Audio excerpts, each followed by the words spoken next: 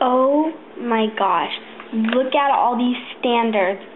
How will I learn all these in only 180 days?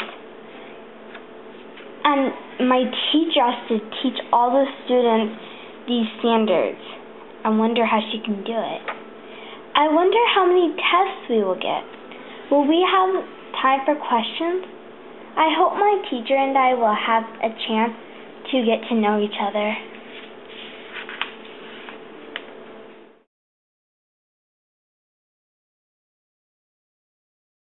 A child's voice in your classroom is one of the most important things. The rhythm of your classroom, it goes by their questions. It tells you what mood your children are in, what the flow is going to be for learning. If you don't know what they're thinking or how they're feeling, you're not going to know how they're going to accept or how they're going to process what you're trying to teach them. You have the opportunity to get to know your kids, that you hear their voices. Do I feel like not when there's a time constraint, not when there's a time constraint, and not when there's pressure.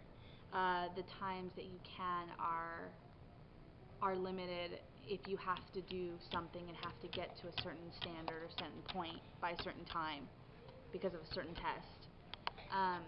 Those moments only happen off the record, after school, interactions, just if you're walking through the school. That's when that happens. Yes. But inside the classroom, if you have to get to something by a certain point, then the interactions of getting to know your kids are very limited.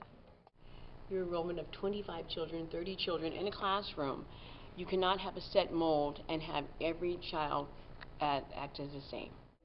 And you have to make that child believe that their voice is so important that they're actually leading your classroom.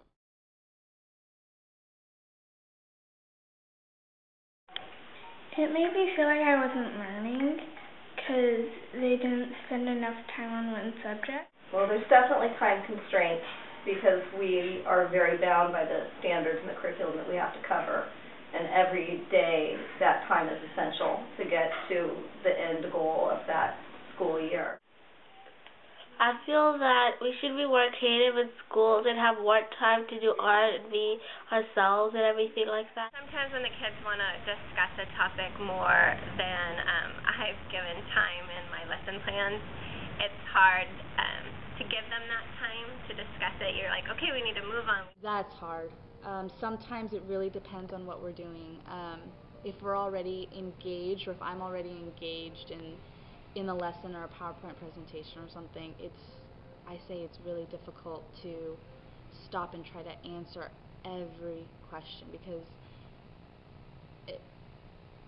time is always there. So if you go at a slower pace, then you won't get to teaching those kids those standards, and your kids will miss those questions. So in class, when they ask questions, you kind of feel like you have to address it and move on, and if they have a lot of questions, you kind of have to tell them, okay, we'll save those for later. I've taught 23 years. We certainly had a lot more freedom, and especially I teach second grade, so 7- and 8-year-olds, there was time to develop curriculum more suited to their interests. So if there was a large group of kids that were really interested in a certain subject, we could go down that path and spend a lot more time on that. So definitely that option has been taken away.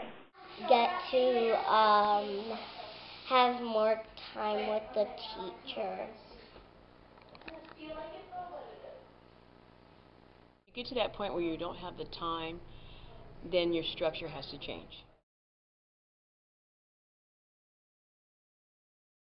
Last week, my art teacher, the boy sitting next to me, Xavier, he asked the teacher a question, and she said that she was going to give him a demerit if he asked another question. To a certain degree, younger kids have a hard time formulating questions, so a lot of our teaching strategy is teaching them how to ask a question, not share an experience to get to the point. I'm always alert and aware that we don't have time to get sidetracked with a lot of stories.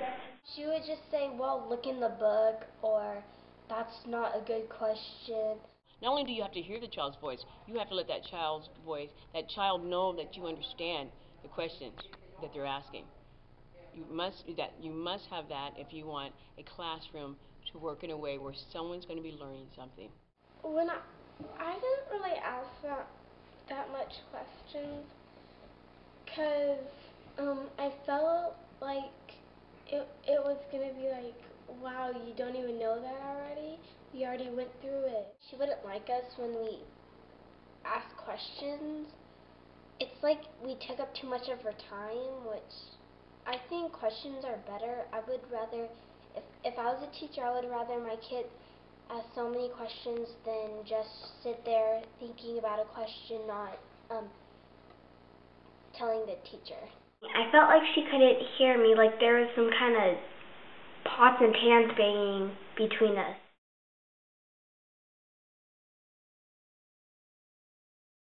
I feel horrible when I hear the word test because there are too many tests at my school. I don't like it. I think testing is important so you can find out where the student is at so you know where to teach, but when you're testing and testing and testing, it gives you less time to teach.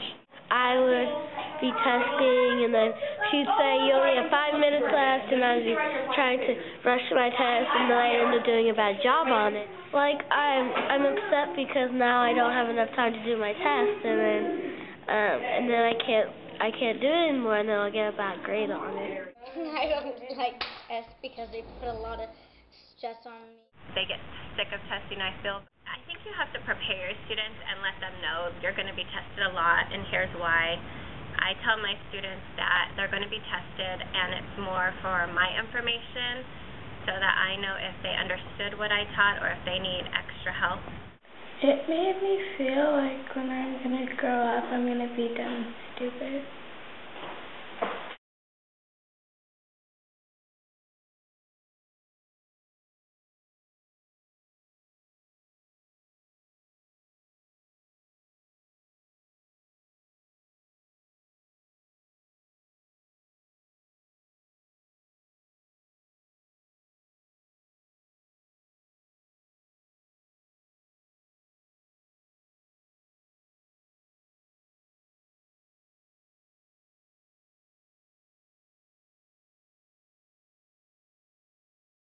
And just like make a bunch of stories and